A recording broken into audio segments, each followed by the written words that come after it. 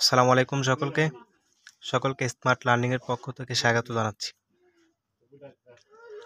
আমার নাম মোহাম্মদ শাকির মিয়া, পড়াশোনা করছি Gopalganj textile engineering college Gopalganj.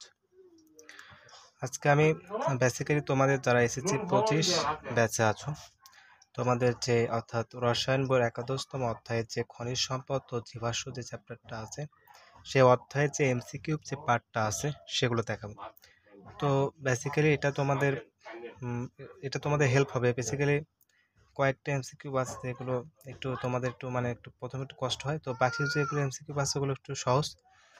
তো যে এমসিকিউ তোমাদের সমস্যা, অর্থাৎ যে এমসিকিউগুলো তোমরা একটু বুঝতে অসুবিধা বোধ করো, তো বেসিক্যালি সেই এমসিকিউগুলো দেখাবো।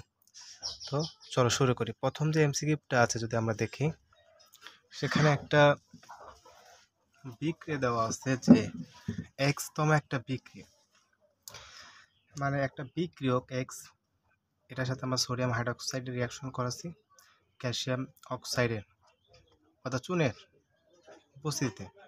এখানে তাপ যদি দেয় তাহলে এখান থেকে উৎপন্ন হচ্ছে কি একটা অ্যালকেন এবং কি সোডিয়াম কার্বনেট।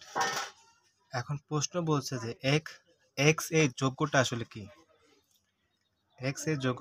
যদি তোমাদেরকে আমি একটা রিয়াকশন করেছিলাম, যেটা হচ্ছে প্রপার রিয়াকশন, যে জৈব অ্যাসিড থেকে কিভাবে আমরা, অর্থাৎ একটা অ্যালকেন থেকে আমরা কিভাবে হচ্ছে কি জৈব অ্যাসিড পাই, ওই রিয়াকশন ধাপে ধাপে সমস্যার সমাধান করে দেখাচ্ছিলাম। সেখানে আমি দেখাচ্ছিলাম যে বেসিক্যালি প্রথম যদি আমরা দেখি যে একটা হলো মানে জৈব অ্যাসিডের ক্ষেত্রে, অর্থাৎ বেসিক্যালি এটা দেখাইছিলাম, সেটা হচ্ছে যে তোমাদেরকে বলতেছিলাম যে একটা জৈব অ্যাসিড লবণ, তার সাথে যদি আমরা সোডিয়াম হাইড্রোক্সাইড রিয়াকশন করি তাহলে একটা অ্যালকেন এবং সোডিয়াম কার্বনেট উৎপন্ন হয়। তাহলে একটা জৈব অ্যাসিডের লবণ যদি আমরা নিই, বেসিক্যালি তোমরা যে অ্যালকেনটা দেখবে এখানে 3 কার্বন বিশিষ্ট হচ্ছে অ্যালকেন, তাহলে অবশ্যই জৈব অ্যাসিডটা এর থেকে 1 কার্বন বিশিষ্ট বেশি নিতে হবে। কারণ কি, এখানে রিয়াকশন করার মাধ্যমে কি এখানে দেখো এখানে একটা কার্বন, এখানে একটা কার্বন, তাহলে 4টা কার্বন। তাহলে তুমি প্রথমত যে জৈব অ্যাসিডটা নিবা সেটা অবশ্যই কি 4টা কার্বন থাকা লাগবে। তাহলে আমি একটা 4 কার্বন বিশিষ্ট যে জৈব অ্যাসিড নিই, সেটা হচ্ছে এরকম, for example CH3, CH3, CH2, CH2, 2 carbon, C double Na। এটা বেসিক্যালি দেখো 1 কার্বন, 2 কার্বন, 3 কার্বন, 4 কার্বন, এখানে 3 কার্বন, এখানে একটা 4 কার্বন, অর্থাৎ 4 কার্বন বিশিষ্ট মূলত একটা আমি জৈব অ্যাসিডের লবণ নিচ্ছি। এই জৈব অ্যাসিডের লবণের সাথে যদি আমি সোডিয়াম হাইড্রোক্সাইডের রিয়াকশন করাই তাহলে বেসিক্যালি যে অ্যালকেনটা উৎপন্ন হয়েছে। তাহলে তোমাদের বলছে যে এক যৌগটা কি, তাহলে এটা হচ্ছে আনসার।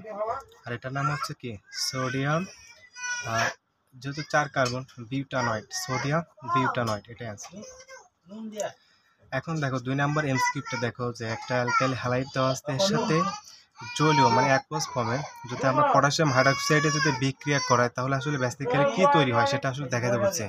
তো তোমরা যদি দেখো যে একটা অ্যালকাইল হ্যালাইড আছে, এটার সাথে হচ্ছে জলীয় পটাশিয়াম হাইড্রোক্সাইড, তাহলে অ্যালকাইল হ্যালাইডটা যদি আমরা লিখি যেমন CH3, তারপর দেওয়া আছে কি CH2 Br প্লাস হচ্ছে কি একটা পটাশিয়াম হাইড্রোক্সাইড KOH।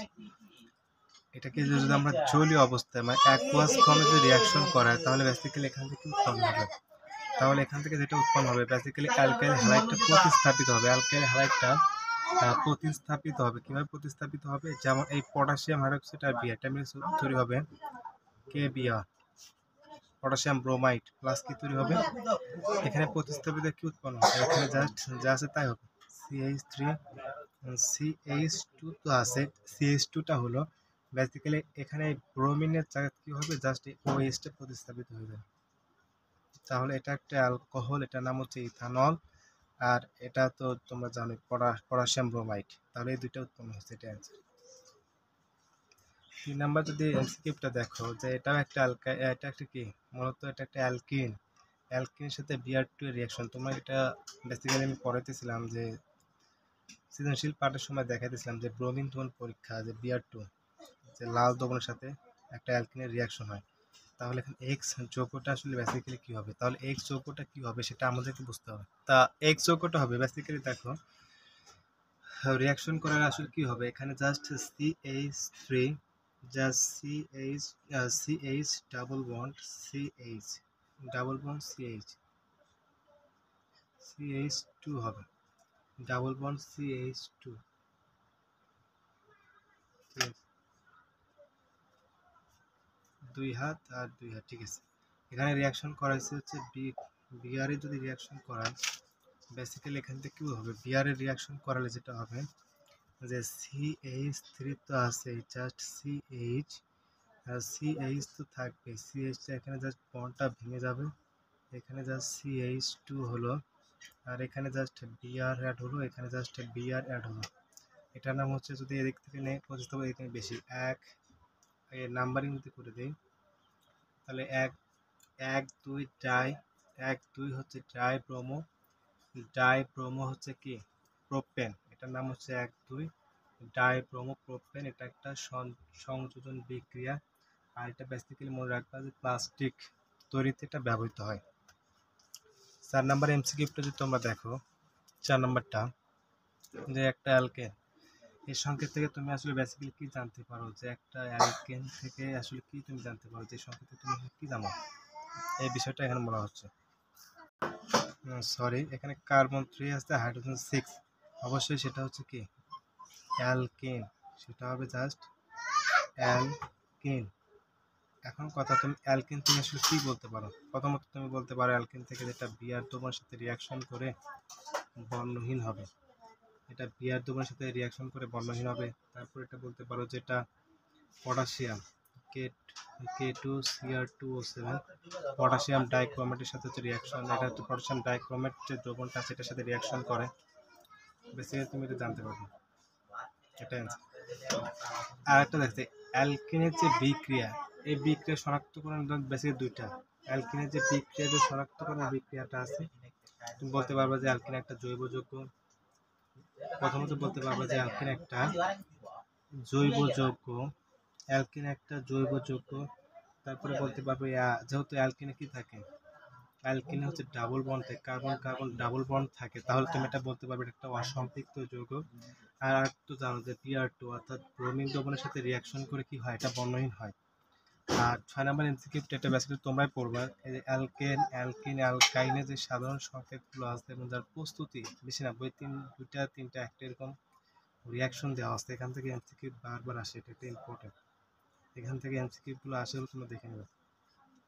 আর ব্রোমিন দ্রবণকে বর্ণহীন, এটা অবশ্যই পাবে, সেটা হচ্ছে অ্যালকিন। ব্রোমিন দ্রবণকে 7 নম্বর এমসিকিউটা যেটা আছে সেটা সব অ্যালকিন। 8 নম্বর যে এমসিকিউটা আছে দেখো, সেটা হচ্ছে কি চারটা যৌগ দেওয়া আছে, এখন বলা হচ্ছে যে সম্পূর্ণ অ্যালিসাইক্লিক কোন যৌগটা, আসলে সম্পূর্ণ অ্যালিসাইক্লিক মানে কি, তার মধ্যে পায় বন্ধন থাকে না। এই দেখো, এখানে একটা দুইটা পায় বন্ধন আছে, এখানে দুইটা পায় বন্ধন আছে, এখানে একটা পায় বন্ধন, এখানে কোনো পায় বন্ধন নাই, তাই এটা হচ্ছে সম্পূর্ণ অ্যালিসাইক্লিক যৌগ। এখন 9 নম্বর এমসিকিউ যদি তোমরা দেখো, যে এটা আসলে বেসিক্যালি কি দেওয়া আছে, যে এখানে বলা হচ্ছে যে CH2 ডাবল বন্ড CH2, তাহলে এটা অবশ্যই বুঝতে পারতেছো এটা একটা হচ্ছে অ্যালকিন, অ্যালকিনের সাথে পানির রিয়াকশন করাইছে 300 সেন্টিগ্রেড তাপমাত্রা, তারপরে হচ্ছে কি 60 ATM হচ্ছে চাপ, তারপরে ফসফরিক অ্যাসিড। এখন বেসিক্যালি কি, যে এক যৌগটার সাথে আবার যদি অক্সিজেনের জারণ করে, তাহলে ওয়াই যৌগটা আসলে বেসিক্যালি কি আসবে, তাহলে ওয়াই যৌগটা আমরা আসলে বেসিক্যালি কি পাবো, সেটা বেসিক্যালি এখানে জানতে হবে।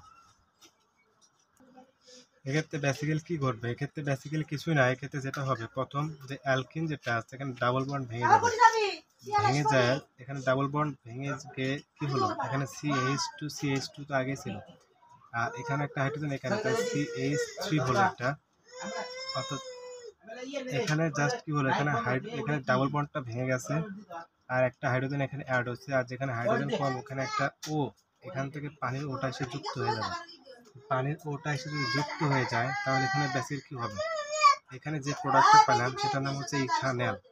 বেসিক্যালি এক যৌগটা আসলে এখানে প্রথমে ফসফরিক অ্যাসিড 300 সেন্টিগ্রেড তাপমাত্রায় বিধরণ ঘটছে, যার কারণে কিন্তু গ্রুপ কি করছে, ডাবল বন্ডটা ভেঙে গেছে, এখানে একটা হাইড্রোজেন অ্যাড হয়েছে, এখানে যদি জারণ করা হয় জাস্ট কিছুই হবে না, ওখানে জাস্ট কি হবে, একটা ও যুক্ত হয়ে যাবে, সেটা ইথানল পরিণত হবে, CH3CH2, এটার নাম হচ্ছে ইথানল। আর 10 নম্বর যেটা আছে ডেরিনের সংকেত, এটা একটু মুখস্থবিদ্যা, CH2, এটা মনে রাখবা, এটা হচ্ছে ডেরিনের সংকেত, এটা হচ্ছে ডেরিনের সংকেত। বেসিক্যালি কটাই ছিল। আর যদি তোমাদের কাছে যে এমসিকিউগুলো একটু কঠিন মনে হয় তো তোমরা আমার হচ্ছে ইনবক্সে ডাইরেক্ট ছবি তুলে পাঠাতে পারো, কোনো সমস্যা নেই, এগুলো সলভ করে দেওয়া হবে। তো সকলে ভালো থাকবেন। আসসালামু আলাইকুম।